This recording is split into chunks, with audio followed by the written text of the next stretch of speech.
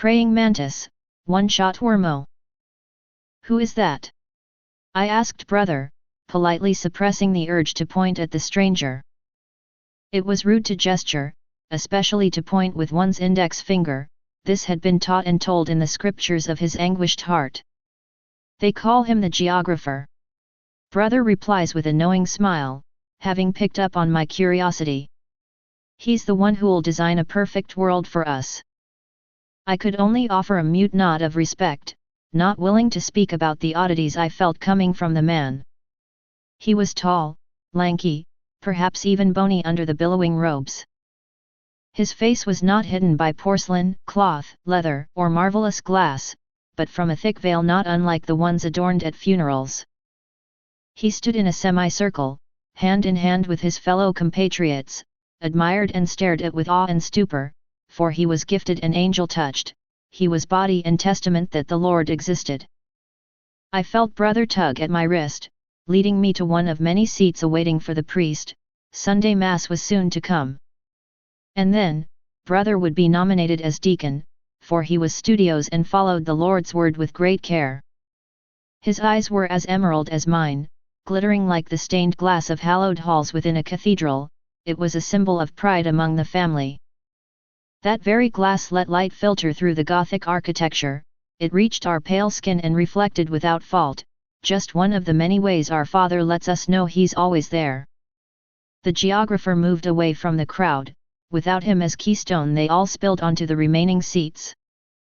The gifted man positioned himself aside from the entrance to our shepherd, and there he was. Well, we have no idea what's going on, so I think it's fair to say the situation has gone to shit. Lightslinger's opinion was fairly unheard in the room, his tirades weren't uncommon and it came with the job that some capes would inherit an arrogant attitude. Furthermore, everyone knew his deal with Eminent. What Rhyme didn't know was why they would be interested in the happenings of freedom. Part of her suspected it was related to the potential loss of an elite cell in the town, which would provide a lead for a possible investigation into corporate corruption. Despite this, there were currently heavier matters at hand, like Arbiter's negotiation with the man coming out of the smoke. From the feed Dragon had provided, his clothes were as tattered as they come but reminiscent of the religious sect that had been attacked. If Arbiter's thinker power managed to give info to the para-human behind all this, they'd have a crumb to offer to the think tank at their disposal, barring that her riot sense should warn any incoming trouble. With a pensive sigh, she connected to the audio of the TinkerTech microphone they'd provided to the negotiating heroine. Would-be visitors, have we sparked your powder keg, perhaps? His ethnicity was hard to distinguish, face caked in soot and shadowed by the rising curls of smoke up above. The Protectorate is investigating in goodwill, I assure you. Arbiter's voice did not tense, the melodic chime in her intonation was a boon to the social mishaps she was often exposed to. I shall take your word for it if you'll take mine as well. The man smiled, teeth all pearly white, a fiery contrast to the earthly tones he was surrounded by. Of course, Arbiter conceded. Are you willing to recount the events before this happened? Their flying blasters stood at the ready, hidden from the man's line of sight, waiting for a sign of retaliation. It never came. Ah, where to begin? A pause, there was an attempt from the man to clear his throat, but he ended up in a coughing fit. He placated Arbiter's worry with a raised palm, resuming his speech. Well, it all started when I was attending this Sunday's ceremony like any follower worth their salt. There he is, white mantle adorned by the violet streaks of this time of the year. Holy garments crafted by the goodwill of seamstress, another one of their fellow gifted in their homely town. Freedom may not be much, but it was their place of birth, and for their shepherd? The new promised land. She stood in the pews, amidst her family, taking a more passive role in juxtaposition to the geographer, but that was fine enough. Everyone had a purpose in their little church, brother said so. We gather here once again. The priest says, taking his rightful throne upon the altar, eyes scanning their covenant following. Every day, our ranks swell, and this is no mere coincidence. A small town, and yet the gifted rise by the weeks. What further proof do you need? His words fell with a cadence that dripped in honeydew, every word oscillated hypnotically in unison with his lips. I couldn't stand still, and neither could the others. Everyone was bubbling in fervent excitement, yet our devotion was iron, so we remained silent. Seconds, perhaps minutes, trickled by. We went through the proper rituals, connecting with our fellow siblings of the community. Our bonds soared in the sky, and all was well. And then they came. Heretics and pillagers, crashing upon the distilled windows, weapons barbarically aimed at our very souls. Their gifts, squandered and abused, their clothes languishingly expensive and frivolously attractive. You dare come into our esteemed house, in the midst of our mass. The priest's voice boomed in wrath, even as seamstress shuffled away and the geographer slithered across the walls, a silvery glint shines between his fingers. He would strike at their invaders, this I knew. If only you hadn't ignored our letters, said their leader, scowling all the while. What? A trick, mayhaps? No, their priest had not denied them, his lips were firmly pressed against one another. Was this true? Surely not. And this is your answer to oversight, to human error. The sacerdote replies, thunderous. His hands gesture to the crowd, wide and commanding, and I part with them. Instinctually, so does the crowd, not unlike the Red Sea. You know what they say, once is happenstance, twice is a coincidence, 3 times is enemy action. The leader scowled, but he pointed no weapon. While unlike the man with hulking build and blue digits, or the woman sitting upon a pane of hard light, his posture conveyed much of the confidence ascribed to the angel touched. I frowned. Seamstress was no fighter, which meant the geographer would have to fight 3 of them by himself. Something flickered in me, but I snuffed it out. I needed to have faith in the Lord. It was in that very moment, that the man cowled like a widow, sprung upon the enemy forces. Geometrical fractals spun at his feet, his body twisting as daggers flickered in his hands. Every movement was methodical and calculated as the first. He dodged the brute's flurry of fists, and then he deflected the force field thrown at his form. I looked in awe and wonder, a knife millimeters away from slaying the enemy leader, but by then it was too late. My world went red. Do you recall who these attackers were? This man's story had been giving them a fair deal of intel. Their thinkers were going manic over the mention of supposed instigators in the incident. They had yet to know if the man's testimony was reliable, but for now he had asked for his word to be taken and arbiter had to comply to keep the conversation going. Freedom was not much in terms of para-humans. If the capes didn't come from the church's ranks, then there could only be another culprit, the elite cell. Of course, this was only a deductive conjecture. They either had to track these men, or Rhyme grimaced at the thought of finding their corpses. They could match their profiles with previous activities of the cell in town, but there's a good chance they'd all be committed by unpowered henchmen. Or worse. She moved, weaving between the thin crowd of heroes standing further back from the incident site. Their presence was concealed, so as to not pressure the man working as a spokesperson for the church, but they were close enough to see the rising clouds of fume. Her fur-trimmed collar bristled with her at the train of thought crossing her mind at the moment. She focused on keeping her expressions rigid either way. Rhyme soon found her fellow protectorate member, clad in usual reds and gold. Almost instinctively, he turned towards her in a professional nod, the kind of coordination only experience could give. "Usher, where was Bastard Son last seen?" Her question might come out of left field, but her teammate did not hesitate. "Oakland, as I remember, various groups are taking advantage of a guild member's confidential absence, Poe." She didn't know whether to take relief in it or not. On one side, Bastard Son's power-enhanced attack dogs were talented and problematic. On the other, they could be stripped of the tools that gave them such godly skills. 3 unknown para-humans? Not so much. Ideally, they have a brute, a shaker, and an unknown leader in their midst. She was confident they weren't a threat, but not as much in their sure capture. They could have slipped past before the PRT formed a perimeter zone, one the upper echelons were slowly considering turning it into a quarantine one. "Thank you," she replied, mostly out of education, giving a nod of approval before slipping into the front lines again. Her power's telltale shivers ran through her arms periodically, standing on a hair's trigger. Once again she dialed her comms to the negotiations, waiting in bated breath. We were attacked. I lost sight of my little brother in the ensuing chaos. I saw myself, wounded, unimaginable pain. And then nothing. What then? Incited Arbiter, egging the man to continue his speech.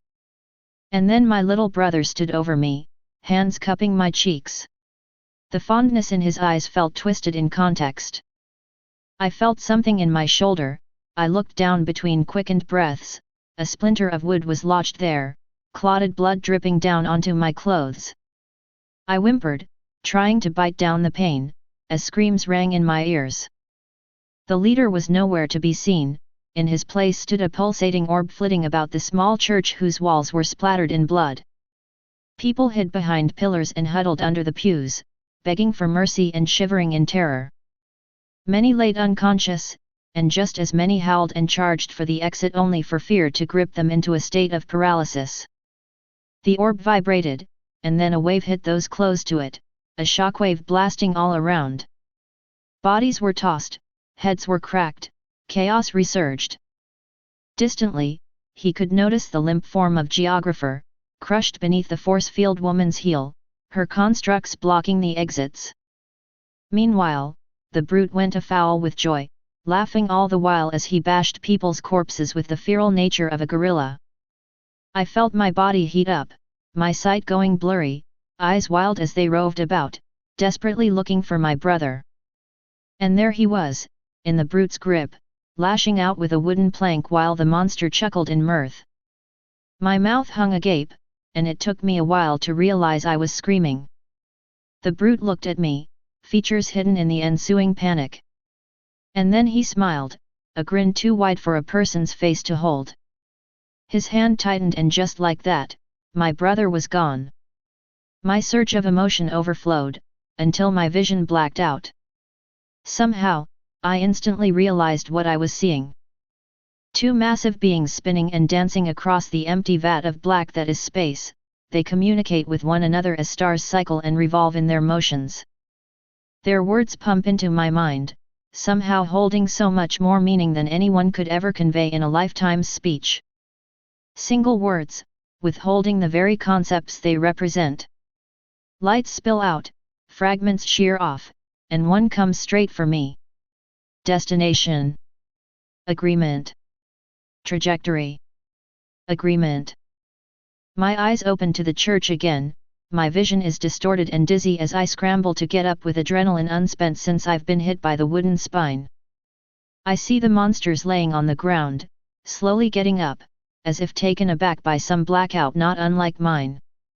Above them, crackling glowing veins sit atop their heads like crowns, each one different than the other. I try to get closer, but I trip onto something. It's someone else's body. I can almost feel something in my stomach itching to get out, and yet I can't stop noticing the light glimmering on his forehead. Instinctually, I reach out. Could it be? Was I gifted too? My mind lapses back to my brother. Had he survived? Without even looking, I had touched the body, a boy as young as me. He responds to my touch in awe, and I can see the glow in his cranium expand and crackle. My hands cup around his cheeks instinctively. I black out once more. Two massive beings. No. I open my eyes, and I see the young boy, getting up.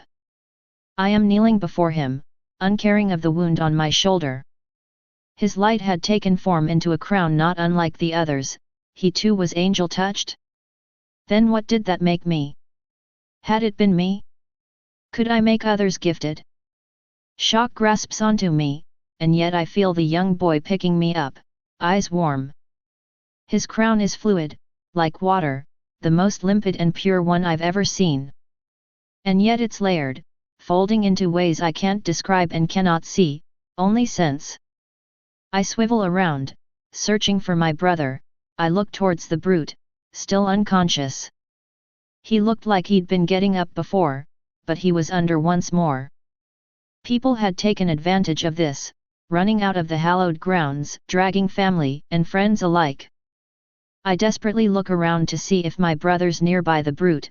I see a lump of brown and red, white bone sticking out. Something covers my eyes. I feel my head turn. The young boy is holding my face.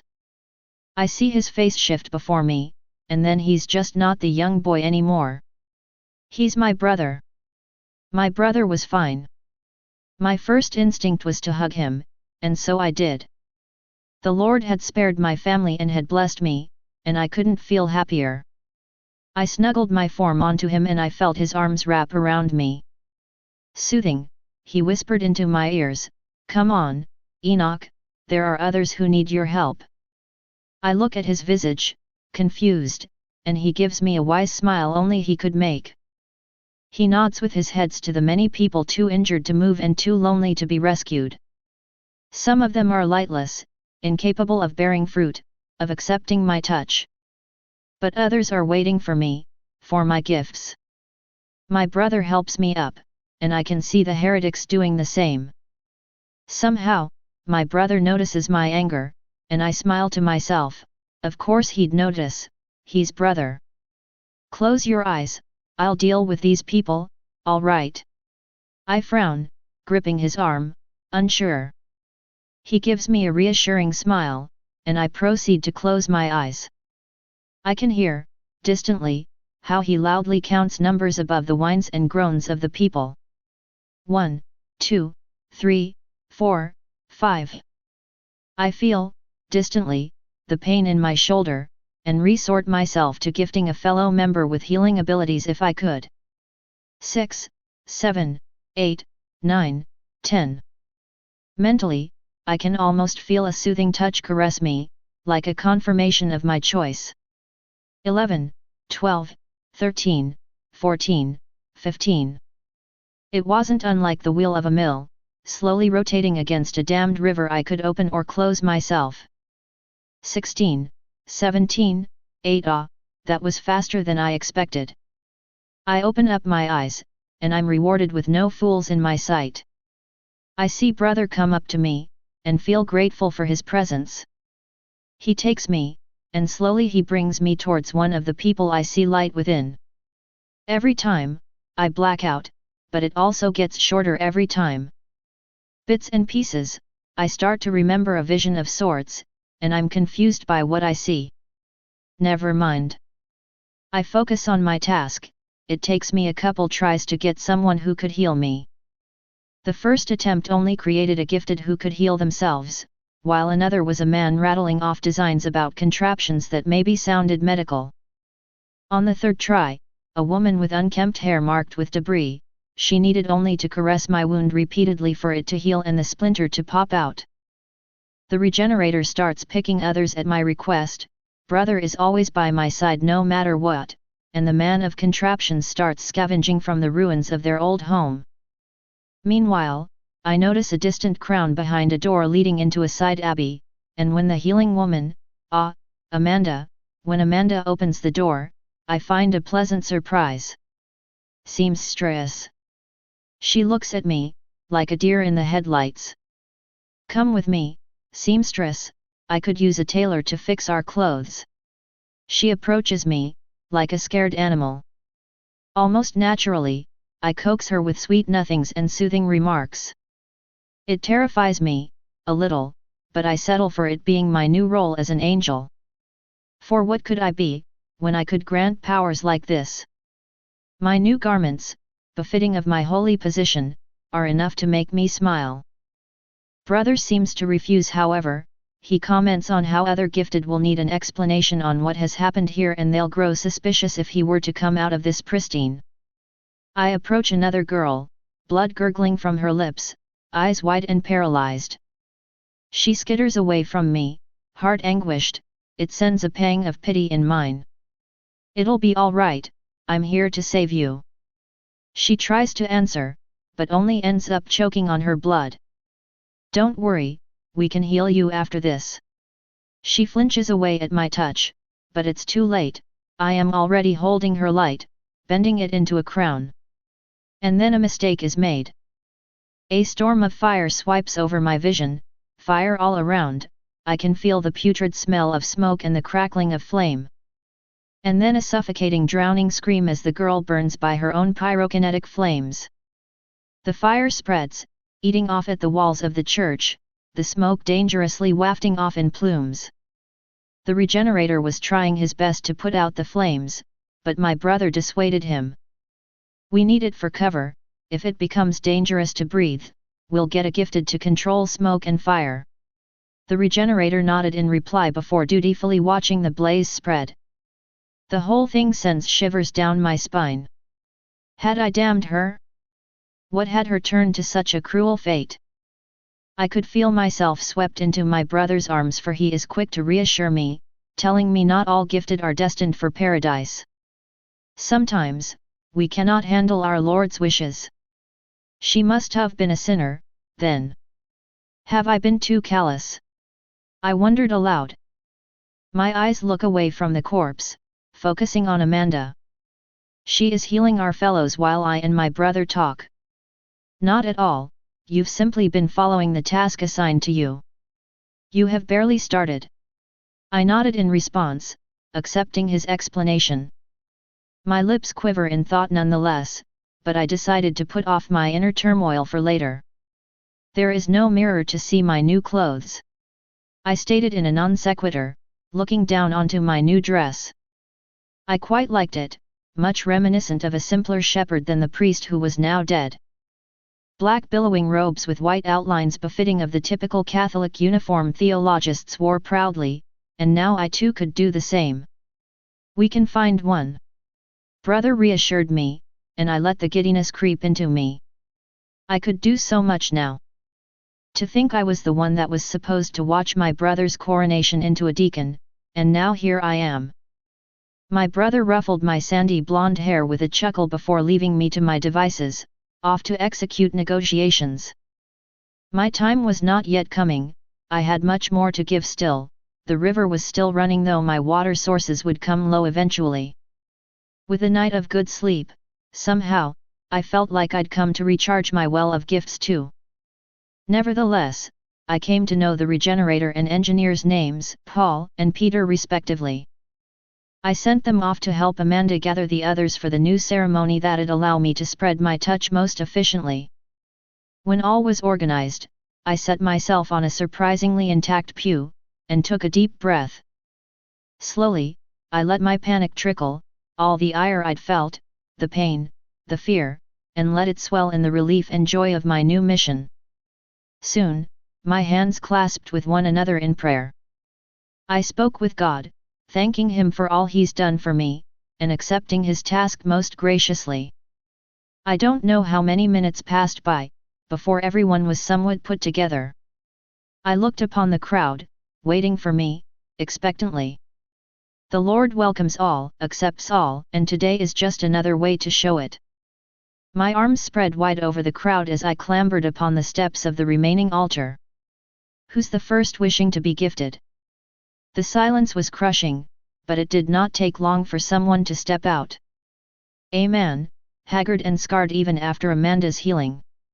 He looked at me cautiously and then knelt down. If what you say is true, can you give me what I want?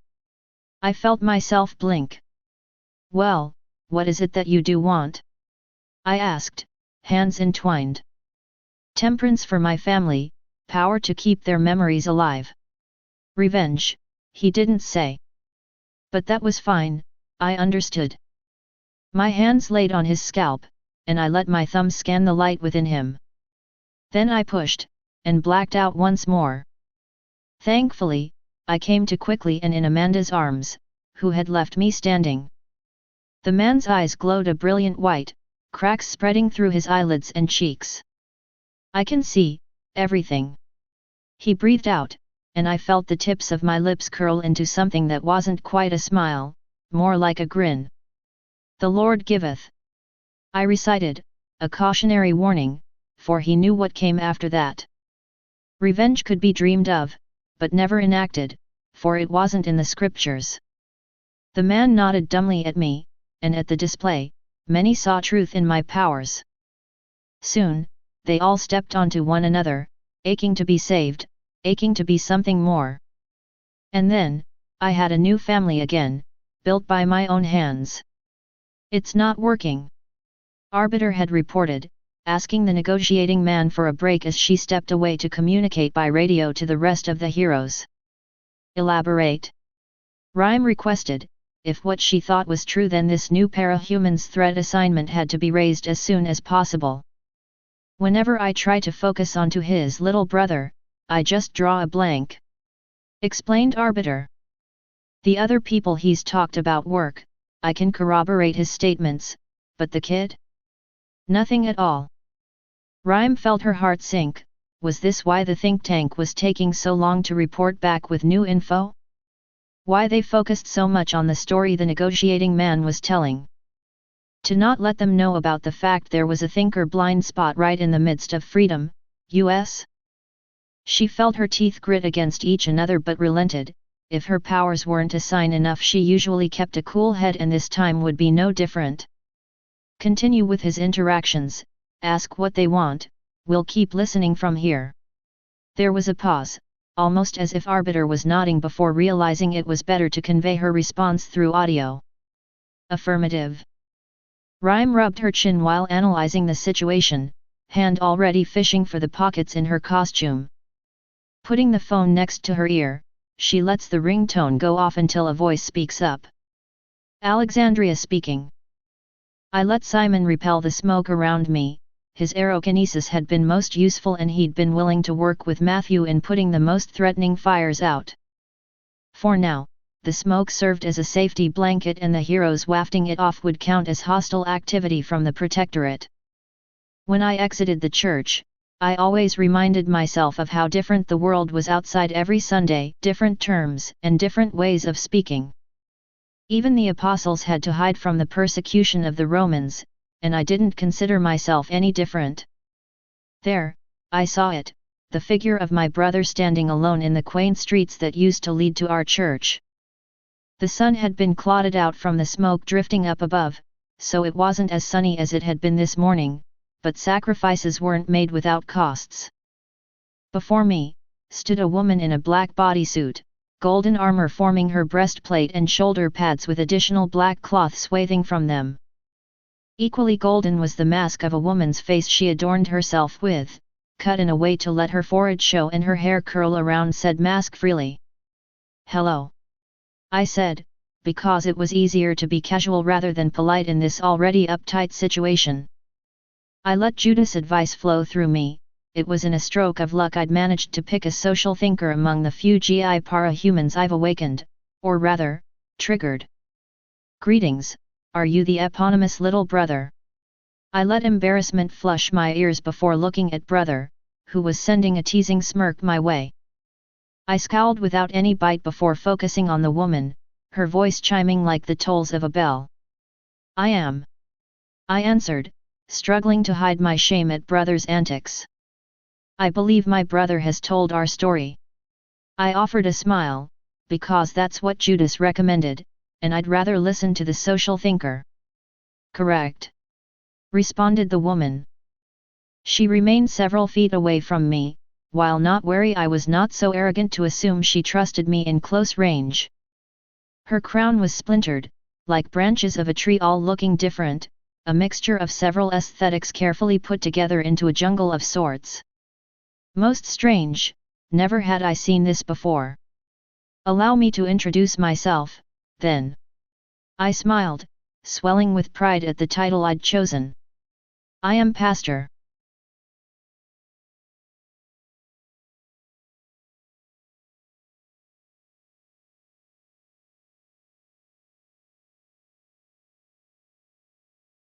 Thanks for watching.